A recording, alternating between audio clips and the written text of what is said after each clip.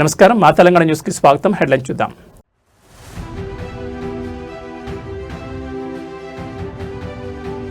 కోనూరు ఘాట్ రోడ్లో ఘోర ప్రమాదం. 100 అడుగుల లోయలో పడ్డ పర్యాటకుల bus.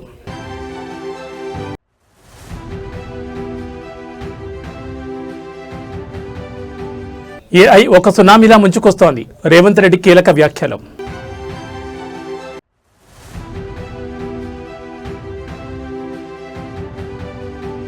Bharat Mahakali time follow అవ్వాలి. కేంద్ర మంత్రి ఆసక్తికర వ్యాఖ్యలు.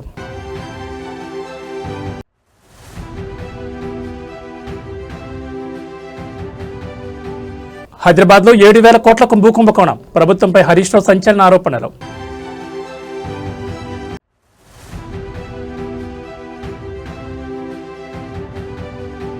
కుశీనగర్ జాతరలో ఘోర ప్రమాదం. 60 అడుగుల ఎత్తు నుండి కూలిన భారీ స్వింగ్ రైడ్. ఇక డీటెయిల్స్ చూస్తే కర్నూలులో ఘోర ప్రమాదం చోటు చేసుకుంది. తమిళనాడులోని ఈ పర్యాటక ప్రాంతంలో ఒక టూరిస్ట్ మినీ బస్ లోయలో పడిపోవడంతో తీవ్ర విషాదం నెలకొంది. వివరాల్లోకి వెళ్తే నమ్మక్కల్ నుండి ప్రయాణం ప్రారంభించిన పర్యాటకుల మినీ బస్ కూనూర్ ఘాట్ రోడ్లలో వెళ్తుండగా నియంత్రణ కోల్పోయి దాదాపు 100 అడుగుల లోతైన లోయలోకి దూసుకెళ్లింది. ఈ ప్రమాదంలో 12 మందికి పైగా ప్రయాణికులు తీవ్రంగా గాయపడినట్లు సమాచారం. ఈ ఘటనతో అక్కడ ఒక్కసారిగా ఆందోళనకర పరిస్థితులు నెలకొన్నాయి. ప్రమాదం జరిగిన వెంటనే స్థానికులు, పోలీసులు, అగ్నిమాపక సిబ్బంది సంఘటనా స్థలానికి చేరుకుని సహాయక చర్యలు చేపట్టారు. గాయపడిన వారిని అత్యవసరంగా సమీప ఆసుపత్రులకు తరలిస్తున్నారు. ప్రత్యక్ష సాక్షుల ప్రకారం ఈ ప్రాంతం చాలా ప్రమాదకరమైన ఘాట్ రోడ్డుతో ఉండడంతో డ్రైవర్ వాహనంపై నియంత్రణ కోల్పోయినట్లు అనుమానం వ్యక్తమవుతోంది. మరోవైపు వాహనం వేగం ఎక్కువగా ఉండడం కూడా ప్రమాదానికి కారణమై ఉండొచ్చని అధికారులు చెబుతున్నారు. ఇప్పటికీ రక్షణ చర్యలు కొనసాగుతున్నాయి. లోయలో పడిపోయిన బస్సును బయటకు తీయడానికి ప్రత్యేక యంత్రాంగాన్ని వినియోగిస్తున్నారు. గాయపడిన వారి పరిస్థితిపై వైద్యులు నిరంతరం పర్యవేక్షణ కొనసాగిస్తున్నారు. కొంతమంది పరిస్థితి విషమంగా ఉన్నట్టు సమాచారం. ఈ ఘటనపై తమిళనాడు పోలీసులు కేసు నమోదు చేసుకుని దర్యాప్తును ప్రారంభించారు. ప్రమాదానికి గల అసలు కారణాలు ఏమిటన్న దానిపై విచారణ కొనసాగుతోంది. ఇలాంటి ఘాట్ రోడ్లలో ప్రయాణించే సమయంలో డ్రైవర్లు మరింత జాగ్రత్తగా ఉండాలని అధికారులు సూచిస్తున్నారు. పర్యాటక ప్రాంతాల్లో భద్రతా ప్రమాణాలను ఖచ్చితంగా పాటించాల్సిన అవసరం ఉందని మరోసారి ఈ ఘటన గుర్తు చేస్తోంది.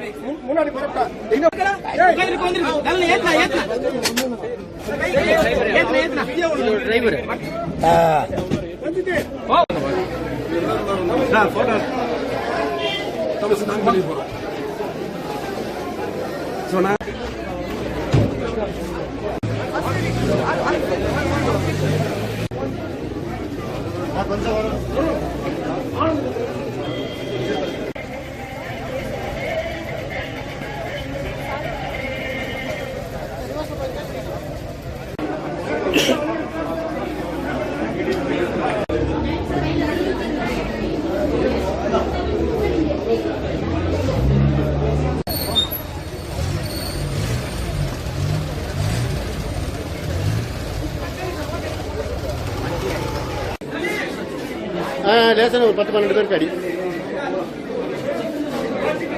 ஆமா ஆமா இன்னும் ஒரு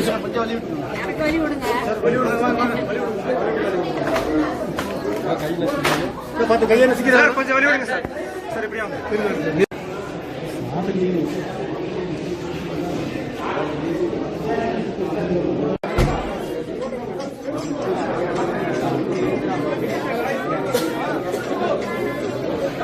అరకు వ్యాలీ మరియు పాడేరు ప్రాంతాల్లో భూప్రకంపనలు నమోదయ్యాయి. అల్లూరు సీతారామరాజు జిల్లాలో ఒక్కసారిగా భూమి కంపించడంతో ప్రజలు భయాందోళనకు గురయ్యారు. సమాచారం ప్రకారం సుమారు 8 సెకండ్ల పాటు భూమి కంపించినట్లు స్థానికులు చెబుతున్నారు. అకస్మాత్తుగా ఇళ్లలో కంపనలు రావడంతో ప్రజలు భయంతో బయటకు పరుగులు తీశారు. కొన్ని చోట్ల భవనాలు స్వల్పంగా కనిపించగా పెద్ద నష్టం జరిగినట్లు సమాచారం లేదు. ఈ భూకంపానికి కేంద్రం కోరాపుట్ ప్రాంతంగా గుర్తించారు. ఇండియా భూకంప పరిశీలన సంస్థల వివరాల ప్రకారం రిక్టర్ స్కేల్పై భూకంప తీవ్రత 4.4గా నమోదైంది. ఉదయం 11:31 ఈ భూకంపం సంభవించినట్లు నేషనల్ సెంటర్ ఫర్ సెస్మాలజీ వెల్లడించింది. ఈ ప్రకంపనలు అరకులోయ, పాడేరు పరిసర ప్రాంతాల్లో స్పష్టంగా అనుభూతయ్యాయి. ప్రస్తుతం ఎలాంటి ప్రాణ నష్టం లేదా భారీ ఆస్తి నష్టం జరిగినట్టు సమాచారం లేదు. అయితే అధికారుల పరిస్థితిని సమీక్షిస్తూ అప్రమత్తంగా ఉన్నారు. ప్రజలు భయపడాల్సిన అవసరం లేదని, కానీ జాగ్రత్తగా ఉండాలని సూచిస్తున్నారు. వచ్చింది ఇక్కడికి.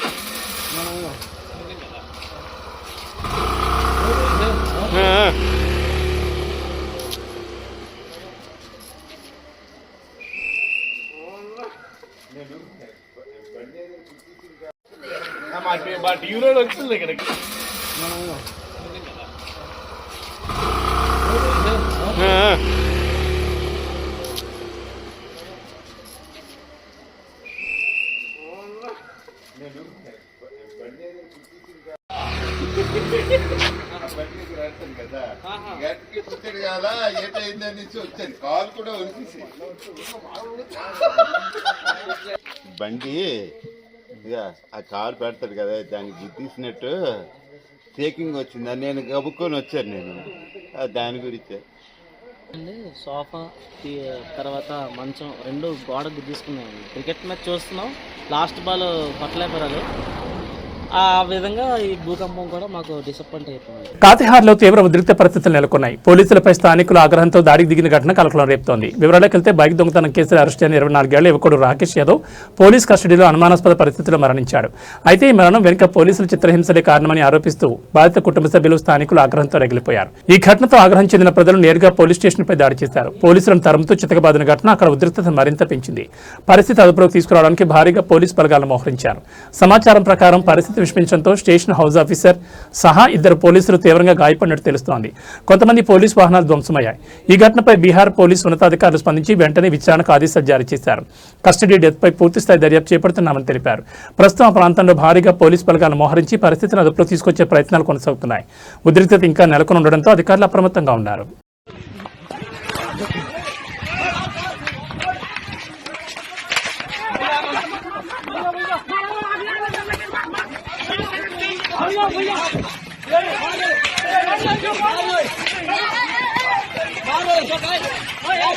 ఆర్టిఫిషియల్ ఇంటెలిజెన్స్ అంటే ఏఐ ప్రపంచాన్ని వేగంగా మార్చేస్తున్న సాంకేతిక విప్లవం. అయితే ఈ విప్లవం ఒక పెద్ద ముప్పుగా మారే అవకాశం ఉందని హెచ్చరిస్తున్నారు యనుమల రేవంత్ రెడ్డి. ఏఐ ఒక సునామీలా ముంచుకొస్తుందంటూ ఆయన కీలక వ్యాఖ్యలు చేశారు. ఈ నేపథ్యంలో ఆర్టిఫిషియల్ ఇంటెలిజెన్స్ ప్రభావాన్ని సమర్థంగా ఎదుర్కొనేందుకు ముందుగానే ప్రత్యామ్నాయ మార్గాలపై ఆలోచన చేయాల్సిన అవసరం ఉందని స్పష్టం చేశారు. ప్రపంచవ్యాప్తంగా ఏఐ వినియోగం వేగంగా పెరుగుతోంది. ఉద్యోగాలు, వ్యాపారాలు, విద్య, వైద్య రంగాలు ప్రతి రంగంలోనూ ఏఐ ప్రభావం స్పష్టంగా కనిపిస్తోంది. అయితే ఇదే వేగం భవిష్యత్తులో పెద్ద సవాళ్లను తీసుకురావచ్చని నిపుణులు కూడా హెచ్చరిస్తున్నారు. ఈ నేపథ్యంలో ముఖ్యమంత్రి రేవంత్ రెడ్డి చేసిన వ్యాఖ్యలు ఇప్పుడు చర్చనీయాంశంగా మారాయి.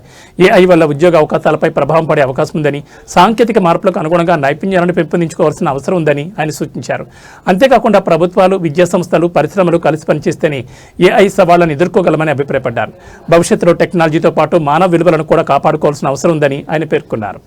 ఈ రోజు నాణ్యమైన విద్యను అందించకుండా సాంకేతిక నైపుణ్యాన్ని మన యువతకు నేర్పకపోతే ఈ ఏఐ సునామీలో వీళ్ళు ఏమి ప్రయోజకులు కాని పరిస్థితి వస్తే ఈ దేశం ఎదుర్కోబోయే సమస్య ఎంత తీవ్రమైనదో ఈరోజు వేదిక మీద ఉన్న మనందరం ఆలోచన చేయాలి.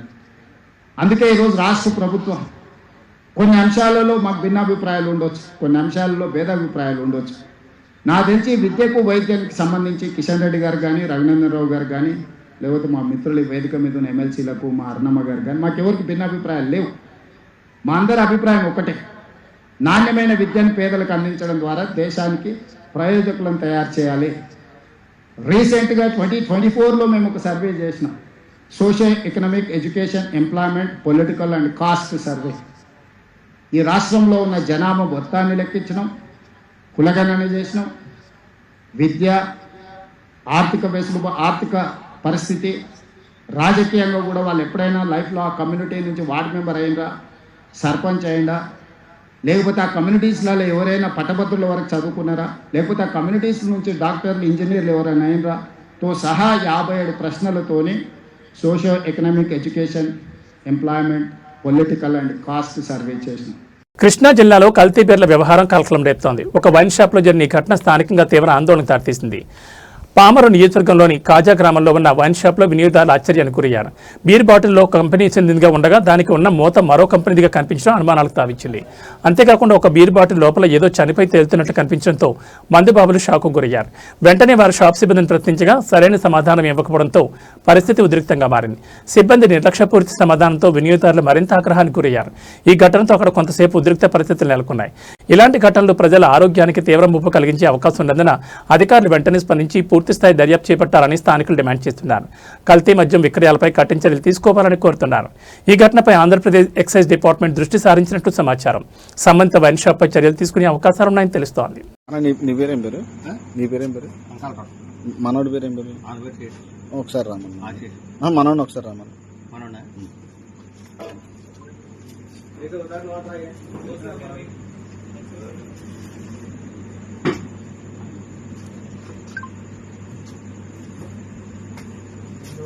నువ్వేనా ఇచ్చిన బీరు? అప్పుడు డ్యూటీ ఉన్నది నువ్వేనా? ఎందుకు ఇచ్చావు బీరు? నువ్వు ఎట్టా పెట్టావు బీరు? కాదన్నా, ఇది తెలియట్లేదా? ఎన్ని రోజులు అవుతుందా బీరు? పైన ఉంది మూత. చూడకుండా నువ్వు బీరు దాంట్లో ఎందుకు నువ్వు అది పక్కన పెట్టింది కాదుగా, ఫ్రిడ్జ్ లో పెట్టిందేగా. ఫ్రిడ్జ్ లో ఎందుకు పెట్టావు? ఫ్రిడ్జ్ లో ఎందుకు పెట్టావు అంటున్నా. మాకు ఎందుకు వచ్చిందన్న? తాగి చచ్చిపోతే ఏంటి పరిస్థితి?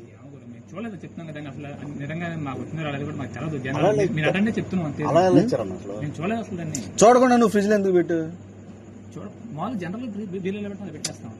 ఇది పోయింది, అది షార్టేజ్ కింద లెక్కే. అవును కదా, నువ్వు అది ఎట్టా అమ్మావు? నువ్వు అది ఎట్టా అమ్మావు? మూత కూడా ఏముంది అలా దీంట్లో ఏదో చచ్చిపోయింది చూడు. చూడు కనబడుతుందా నీకు? మరి దీని లైట్, ఫ్లాష్ లైట్. నువ్వు తాగు ఈ బీరు. నువ్వు తాగుతావా? దీంట్లో పోనీ నీకు కనబడదు కదా. ఇక దీంట్లో ఏదో చూడు చచ్చిపోయింది, మొత్తం తేలిపోతుంది పైన. చూడకుండా అడ్డించు. మాకు బీర్ కాదన్నా. ఇప్పుడు తర్వాత ఇంకో బీర్ కొనుక్కుని తాగే కానీ అది బాగానే ఉంది. నువ్వు ఎందుకు పెట్టావు అంటున్నా? జనరల్ బీరు కొన్ని పెట్టావు, ఎందుకు అమ్మావు? అదంతా కల్తీ కలిసి దాంట్లో ఇది ఉంది. నువ్వు చేస్తున్నావు. ఇది కాల్స్బర్గ్ కి కేఎఫ్ మూత ఎందుకు వచ్చింది? మరి చూడకుండా ఎందుకు అమ్మావు? నువ్వు ఫ్రీగా చేయట్లేదు కదా, జీతం తీసుకుంటున్నావుగా. నేను చెప్పింది మీకు అర్థం కావట్లేదు. చూడలేదు కాబట్టి మీ దాకా చూసి చూడకుండా ఎట్టా వ్యాపారం చేస్తున్నావు? ఇప్పుడు తాగి చచ్చిపోతే మీ ఓనర్. ఒంగోలులో సంచలనం సృష్టించిన ఘటన ప్రసిద్ధి చెందిన సత్యం టిఫిన్స్ హోటల్ను యజమాని ఎలాంటి ముందస్తు నోటీసు లేకుండా అకస్మాత్తుగా కూల్చివేయడం తీవ్ర వివాదానికి దారితీసింది. గత 10 సంవత్సరాలుగా సత్యనారాయణ అనే వ్యక్తి ఈ హోటల్ను అద్దెకు తీసుకుని నిర్వహిస్తున్నారు. ఈ హోటల్ స్థానికంగా మంచి పేరు సంపాదించుకుని ఎంతో మందికి ఉపాధిని కూడా కల్పించింది. అయితే ఇటీవల లీజ్ గడువు ముగిసిన నేపథ్యంలో ఇరుపక్షాల మధ్య చర్చలు కొనసాగుతున్న సమయంలోనే ఈ అనూహ్య ఘటన చోటు చేసుకుంది. అయితే చట్టపరమైన ప్రక్రియను పాటించకుండా ఎలాంటి ముందస్తు నోటీసు ఇవ్వకుండా యజమాని హోటల్ను బలవంతంగా కూల్చేశారని ఆరోపణలు వినిపిస్తున్నాయి. ఈ ఘటనతో సత్యనారాయణ కుటుంబం తీవ్ర ఆర్థిక నష్టాన్ని ఎదుర్కొంటున్నట్లు సమాచారం. ఈ చర్యపై స్థానికులు తీవ్ర ఆగ్రహం వ్యక్తం చేస్తున్నారు. ఒక వ్యక్తి 10 ఏళ్లుగా నడిపిస్తున్న వ్యాపారాన్ని ఒక్కసారిగా ఇలా కూల్చివేయడం అన్యాయం అంటూ వారు ఆవేదన వ్యక్తం చేస్తున్నారు. చిన్న వ్యాపారుల హక్కులు ఎక్కడా అనే ప్రశ్నలు లేవనెత్తుతున్నారు. ఇక ఈ ఘటనపై మానవ హక్కుల కోణంలో కూడా పెద్ద చర్చ జరుగుతోంది. ఈ విషయాన్ని నేషనల్ హ్యూమన్ రైట్స్ కమిషన్ దృష్టికి తీసుకెళ్లాలని బాధితులు స్థానికులు కోరుతున్నారు. చట్టపరంగా చూస్తే లీజ్ గడువు ముగిసినా అద్దెదారుని ఖాళీ చేయించడానికి నిర్దిష్ట విధానాలు పాటించాలి. ముందస్తు నోటీసు ఇవ్వడం, చట్టపరమైన అనుమతులు తీసుకోవడం వంటి చర్యలు తప్పనిసరి. కానీ ఈ ఘటనలో అవి పాటించలేదనే ఆరోపణలున్నాయి. ప్రస్తుతం ఈ ఘటనపై అధికారుల స్పందన కోసం అందరూ ఎదురుచూస్తున్నారు. బాధితుడికి న్యాయం జరుగుతుందా, బాధ్యులపై చర్యలు తీసుకుంటారన్నది చూడాల్సి ఉంది.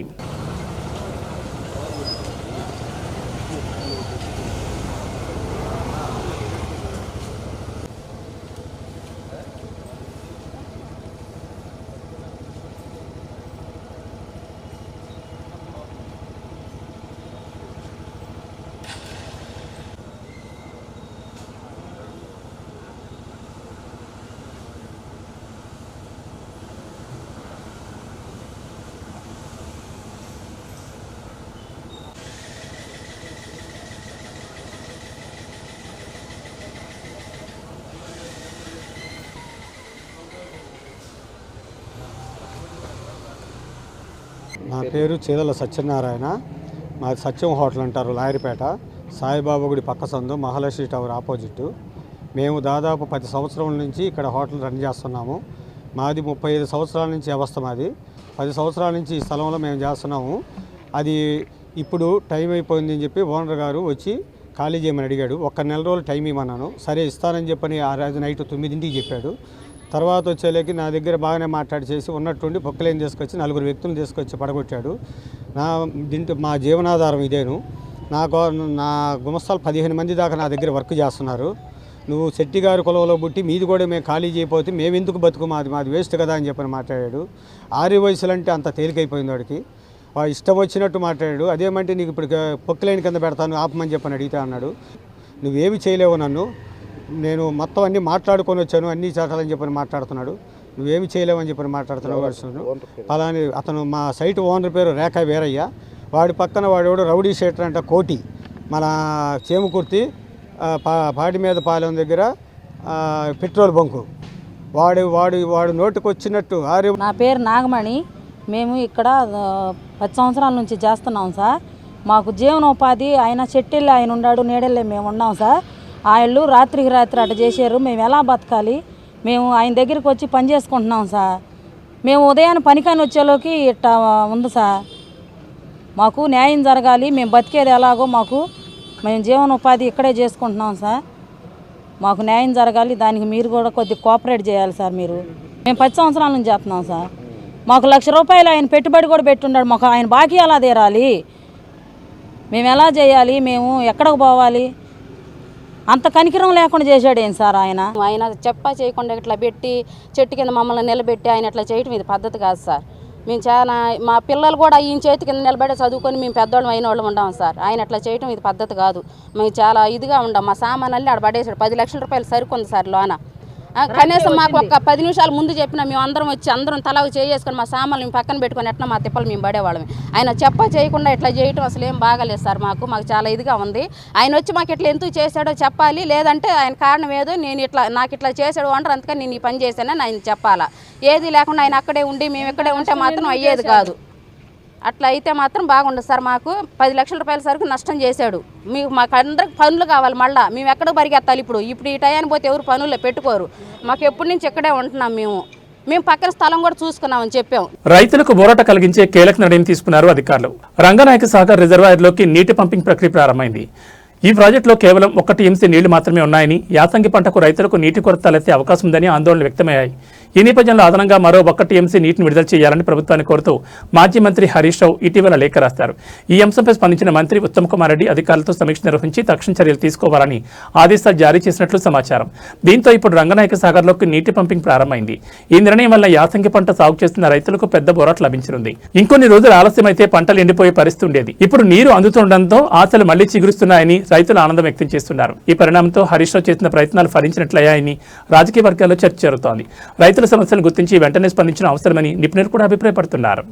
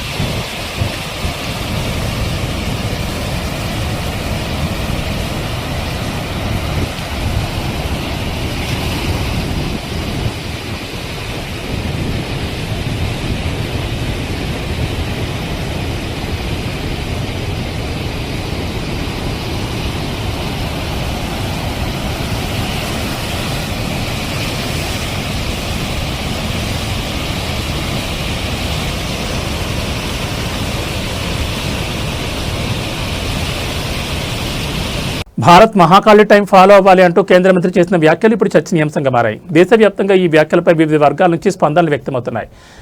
భారతదేశం తన సాంస్కృతిక మూలాలను, ఆధ్యాత్మిక వారసత్వాన్ని మరింతగా ఆచరణలోకి తీసుకురావాల్సిన అవసరం ఉందని కేంద్ర మంత్రి అభిప్రాయపడ్డారు. ఈ సందర్భంలో మహాకాళి టైం అనే భావనను ప్రస్తావిస్తూ భారతీయ జీవన విధానంలో సమయానికి ఉన్న ప్రాముఖ్యతను గుర్తు చేశారు. ఈ వ్యాఖ్యల వెనుక ఉద్దేశం భారతీయ సంప్రదాయాలు, కాలగణన పద్ధతులు, జీవనశైలి ఇవన్నీ ప్రపంచానికి మార్గదర్శకంగా నిలవగలవని ఆయన అభిప్రాయపడ్డారు. ఆధునికతతో పాటు సంప్రదాయాలను కూడా సమన్వయం చేసుకోవాలని సూచించారు. ఈ వ్యాఖ్యలు రాజకీయంగా కూడా చర్చకు దారితీస్తున్నాయి. కొందరు దీన్ని భారతీయ సంస్కృతిని ప్రోత్సహించే ప్రయత్నంగా అభివర్ణిస్తుండగా మరికొందరు మాత్రం స్పష్టత లేకుండా చేసిన వ్యాఖ్యలుగా విమర్శిస్తున్నారు. ప్రస్తుతం ఈ అంశంపై రాజకీయ వర్గాల్లో మేధావుల్లో చర్చ కొనసాగుతోంది. మహాకాళి టైం అంటే ఏమిటి, దాన్ని దేశవ్యాప్తంగా ఎలా అమలు చేస్తారు అనే ప్రశ్నలు తలెత్తున్నాయి. मध्य प्रदेश की लोकप्रिय मुख्यमंत्री माननीय मोहन यादव जी को धन्यवाद देता हूं। उन्होंने भारत सरकार के साथ मिलकर एक बहुत समय उपयोगी विषय पे, जिसके ऊपर भारत की सभ्यता की दृष्टि से एक प्रकार से अधिकार है, उसमें बहुत बड़ा परंपरा है। महाकाल हमारी परंपरा की काल गणना की केंद्र बिंदु है। उसके ऊपर एक अंतर्राष्ट्रीय सम्मेलन भारत सरकार के IKS डिवीज़न, शिक्षा विभाग के IKS डिवीज़न और यहाँ की साइंस काउंसिल दोनों मिलके, यानी मध्य प्रदेश शासन और भारत सरकार दोनों मिलके एक अंतर्राष्ट्रीय सम्मेलन आयोजन किया जा रहा है। मूल उद्देश्य है 2047 तक भारत विकसित होना है, तो भारत की वैज्ञानिक ताकत को और बढ़ानी पड़ेगी। भारत की सभ्यता में जो परंपरागत विज्ञान की ज्ञान है, उसको आज की दृष्टि से लोकाभिमुखी करना, सरल करना, भारतीय भाषाओं में करना, उस दिशा में इस अंतर्राष्ट्रीय सम्मेलन एक बहुत बड़ा स्टेटमेंट है। और आने वाले दिनों में हमने तो अनुरोध किया है वैज्ञानिक समूहों को, विचारकों को, जो एक समय में हमारी समय गणना की नोमेनक्लेचर हमसे छूट के ग्रीनविच तक चला गया था, कि हम एक वैज्ञानिक प्रमाण आधारित, हमें फिर एक बार महाकाल स्टैंडर्ड टाइम MST की ओर इसको ले जा सकते हैं क्या। इससे सामाजिक वितर्क को, उसके वैज्ञानिक अनुसंधान हो, मैं पूरा विश्वास रखता हूँ इस 3 दिन के अधिवेशन उस दिशा में एक बड़ा कदम उठाएगी। కుషీనగర్లో విషాద ఘటన చోటు చేసుకుంది. జాతరలో ఏర్పాటు చేసిన భారీ స్వింగ్ రైడ్ ఒక్కసారిగా కూలిపోవడంతో పలువురు గాయపడిన ఘటన కలకలం రేపుతోంది. వివరాల్లోకి వెళ్తే బాయిషాహ మేళాలో బుధవారం అర్ధరాత్రి సమయంలో ఈ ప్రమాదం జరిగింది. సుమారు 60 అడుగుల ఎత్తులో ఉన్న స్వింగ్ రైడ్ ఒక్కసారిగా కూలిపోవడంతో అక్కడున్న ప్రజలు భయాందోళనకు గురయ్యారు. ఈ ప్రమాద సమయంలో ఆ రైడ్లో సుమారు 70 నుంచి 80 మంది వరకు ప్రయాణికులు ఉన్నట్లు సమాచారం. ముఖ్యంగా మహిళలు, చిన్నపిల్లలు ఎక్కువగా ఉన్నారు. రైడ్ కేవలం 2 రౌండ్లు మాత్రమే పూర్తి చేసిన వెంటనే ఈ ప్రమాదం చోటు చేసుకోవడం మరింత ఆందోళన కలిగిస్తోంది. ఈ ఘటనలో సుమారు 30 మంది వరకు గాయపడినట్లు అధికారులు వెల్లడించారు. గాయపడిన వారిని వెంటనే సమీప ఆసుపత్రులకు తరలించి చికిత్స అందిస్తున్నారు. కొందరి పరిస్థితి విషమంగా ఉన్నట్లు సమాచారం. ప్రమాదం జరిగిన వెంటనే స్థానికులు, పోలీసులు, అత్యవసర సిబ్బంది సంఘటనా స్థలాన్ని చేరుకుని సహాయక చర్యలు చేపట్టారు. కూలిపోయిన స్వింగ్ రైడ్ కింద చిక్కుకున్న వారిని బయటకు తీయడానికి తీవ్రంగా శ్రమించారు. ప్రాథమిక సమాచారం ప్రకారం రైడ్ నిర్మాణంలో లోపాలు లేదా అధిక బరువు కారణంగా ఈ ప్రమాదం జరిగి ఉండొచ్చని అనుమానిస్తున్నారు. అయితే అసలు కారణాలు ఏమిటన్న దానిపై అధికారులు దర్యాప్తు ప్రారంభించారు. ఈ ఘటనపై ఉత్తరప్రదేశ్ పోలీసులు కేసు నమోదు చేసుకుని విచారణ చేపట్టారు. జాతరలో భద్రతా ప్రమాణాలు పాటించకపోతే ఇలాంటి ప్రమాదాలు చోటు చేసుకునే అవకాశం ఉందని నిపుణులు హెచ్చరిస్తున్నారు. ఈ ఘటనతో స్థానికంగా తీవ్ర భయాందోళన నెలకొన్నాయి. జాతరలో వినోదానికి వెళ్లిన ప్రజలు ఇలాంటి ప్రమాదాలు గురికావడం ఆందోళన కలిగిస్తోంది.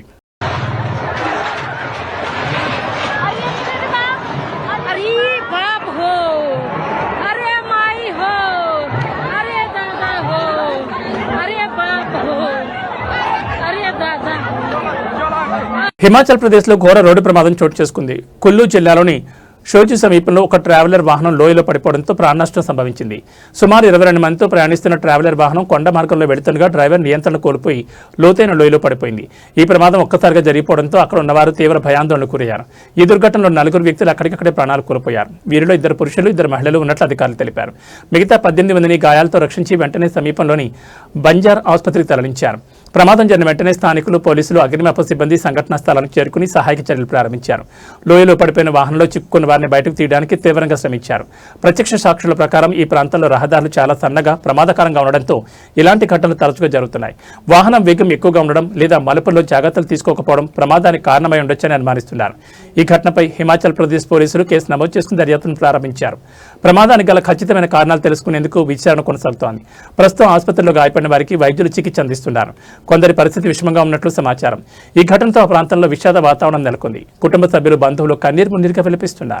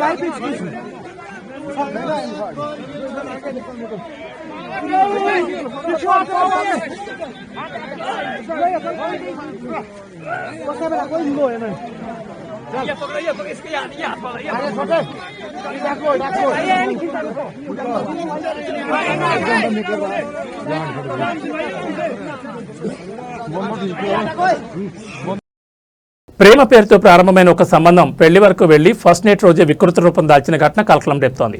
కూకట్పల్లి పోలీస్ స్టేషన్ పరిధిలో ఈ దారుణ ఘటన చోటు చేసుకుంది. నవాజ్ అనే యువకుడు షాప్ అద్దెకు కావాలనే నెపంతో ఒక యువతిని సంప్రదించాడు. ఈ పరిచయం క్రమంగా స్నేహంగా మారి తర్వాత ప్రేమగా మారింది.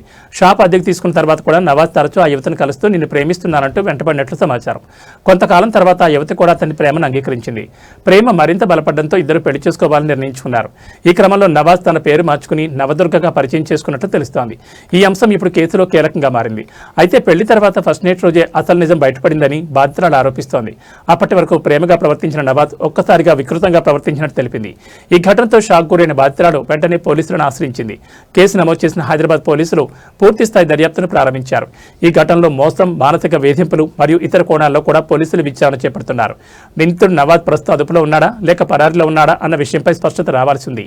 ఈ ఘటనతో ప్రేమ పేరుతో జరిగే మోసాలపై మరోసారి చర్చ మొదలైంది. వ్యక్తుల నిజమైన గుర్తింపు, నేపథ్యం తెలుసుకోవడం ఎంత ముఖ్యమో నిపుణులు చెప్తున్నారు. నవాజ్ అనే వ్యక్తిని కలిసాను సార్. నేను మా షాప్ ఒకటి రెంట్కి ఉంది, దానికి వాళ్ళు రెంట్కి వచ్చారు సార్. ఈస్టర్న్ ట్రేడింగ్ సొల్యూషన్స్ అని చెప్పి పెట్టారు, ట్రేడింగ్ చేస్తామని చెప్పి పెట్టారు సార్ ఆ షాప్. దాని తర్వాత ఫ్రీక్వెంట్గా మా ఆఫీస్ దగ్గర కూడా వచ్చేవాళ్ళు సార్ వాళ్ళు. దాని తర్వాత మళ్ళీ ఫస్ట్ వీక్లో రిసార్ట్కి తీసుకెళ్ళారు నాకు.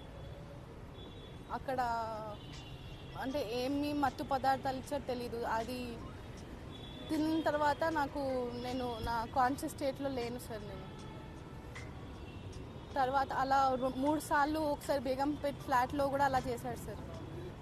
నన్ను అంటే రేప్ చేశారు సార్ వాళ్ళు. వాళ్ళ తమ్ముళ్ళు మున్నావర్, షారుఖ్, ఇస్మాయిల్, వాళ్ళ ఫ్రెండ్ లీలాఫ్ అని చెప్పి అతను, నవాజ్. వాళ్ళ ఫ్యామిలీ అంటే ఫస్ట్ నాకు పరిచయం అయినప్పుడు కన్వర్ట్ అయ్యానని చెప్పి సర్టిఫికేట్ చూపించారు సార్ నాకు. నవదుర్గా అని చేంజ్ చేయాలని చెప్పారు. తర్వాత మా మమ్మీకి కూడా అలానే ఒప్పించారు వాళ్ళు. మా ఫాదర్ లేరు సార్ మాకు. వాళ్ళు ఫస్ట్ వీక్లోనే రిసార్ట్కి తీసుకెళ్ళి అతను మా ఫ్యామిలీ వస్తున్నారు అక్కడికి, మనం మన ఫ్యామిలీని కలుద్దామని చెప్పి తీసుకెళ్ళారు. కానీ అక్కడ చూస్తే ఎవరు రాలేదు సార్. తీశారు సార్. అంటే ఆ రోజు నెక్స్ట్ డే మార్నింగ్ చూపించాడు నాకు, నా ఫొటోస్ చూపించి నేను నిన్ను తప్ప ఎవరిని పెళ్లి చేసుకుని నువ్వు ఏమైనా చేసుకుంటే కూడా ఇవన్నీ బయట పెడతానని చెప్పాడు సార్.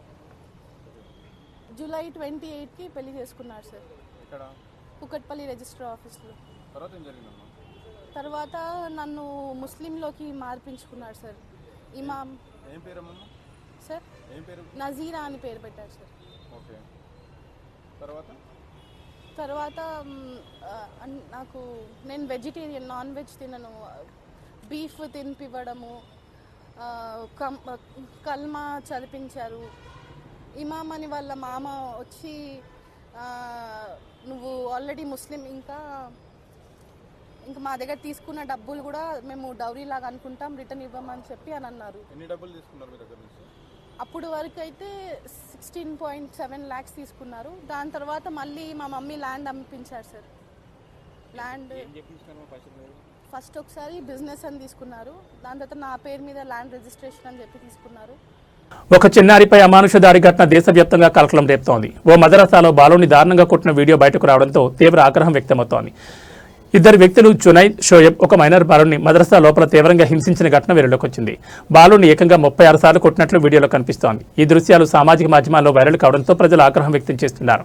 ఈ ఘటన ఎక్కడ జరిగిందన్న దానిపై పూర్తి వివరాలు వెలుగులోకి వస్తున్నాయి. బాధిత బాలుడు తీవ్ర భయాందోళనకు గురయ్యాడని, శారీరకంగా కూడా గాయపడినట్లు సమాచారం. ఈ ఘటనపై వెంటనే స్పందించిన ఉత్తరప్రదేశ్ పోలీసులు దర్యాప్తు చేపట్టి నిందితులు జునైద్, షోయబ్లను అదుపులోకి తీసుకున్నారు. అదేవిధంగా యోగి ఆదిత్యనాథ్ ప్రభుత్వం ఈ ఘటనను తీవ్రంగా పరిగణించి బాధ్యులపై కఠిన చర్యలు తీసుకోవాలని అధికారులు ఆదేశాలు జారీ చేసినట్టు తెలుస్తోంది.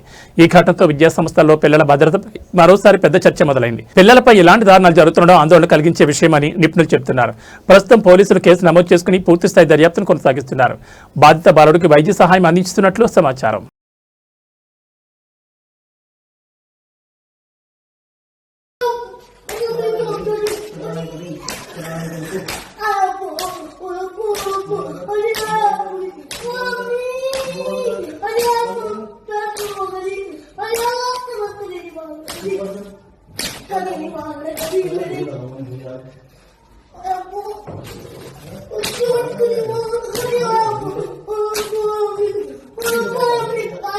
తెలంగాణలో మరో భారీ భూకుంభకోణం జరిగిందంటూ ఆరోపణలు గుప్పించారు మాజీ మంత్రి టి హరీష్ రావు. హైదరాబాద్ నడిబొడ్డున సుమారు 7,000 కోట్ల విలువైన భూములపై స్కామ్ జరుగుతోందని ఆయన ఆరోపించారు. హైదరాబాద్లోని 374 ఎకరాల భూమిని ప్రభుత్వం కబ్జా చేయడానికి ప్రయత్నిస్తోందని హరీష్ రావు అన్నారు. ఈ భూముల్లో సుమారు 600 మంది పేద రైతులు జీవనం సాగిస్తున్నారని ఆయన పేర్కొన్నారు. ఈ నేపథ్యంలో ముఖ్యమంత్రి రేవంత్ రెడ్డి ప్రభుత్వం బౌన్సర్లు, పోలీసులను వినియోగించి రైతులను భూముల నుంచి వెళ్లగొట్టే ప్రయత్నం చేస్తోందని తీవ్ర ఆరోపణలు చేశారు. ఇది కేవలం భూ కబ్జా కాదు, పేదలపై జరుగుతున్న అన్యాయమంటూ హరీష్ రావు ఆగ్రహం వ్యక్తం చేశారు. రైతుల హక్కులను కాపాడాల్సిన ప్రభుత్వం వారి భూములను తీసుకునేందుకు ప్రయత్నించడం దారుణమని అన్నారు. ఈ ఆరోపణలపై అధికార వర్గాల నుంచి ఇంకా పూర్తిస్థాయి స్పందన రావాల్సి ఉంది.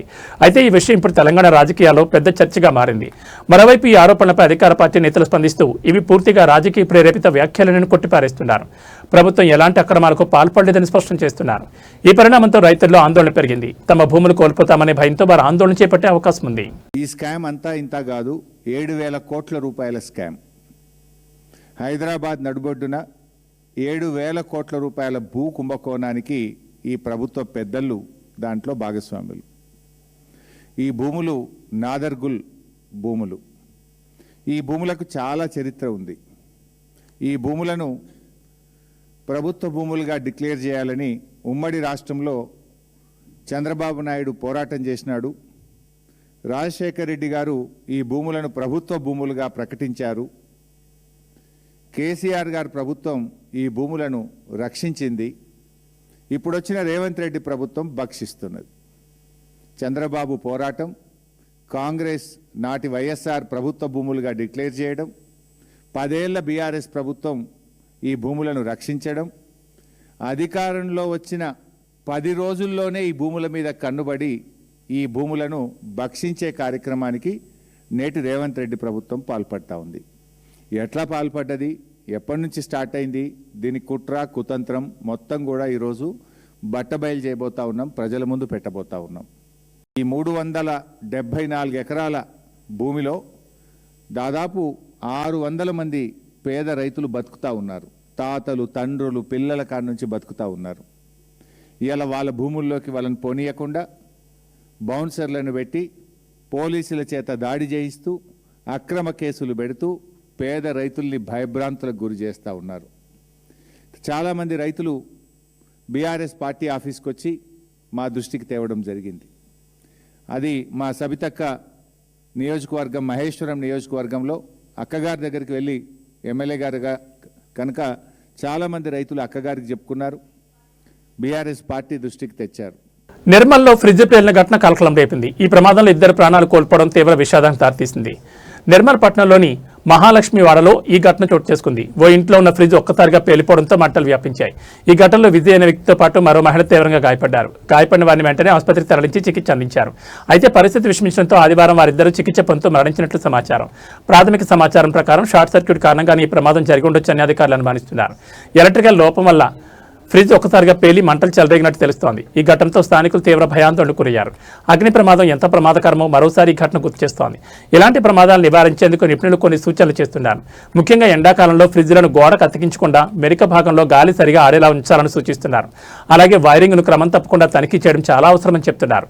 ఇంటి ఎలక్ట్రానిక్ పరికరాల నిర్వహణలో చిన్న నిర్లక్ష్యమే పెద్ద ప్రమాదాలు దారితీస్తుందని అధికారులు హెచ్చరిస్తున్నారు.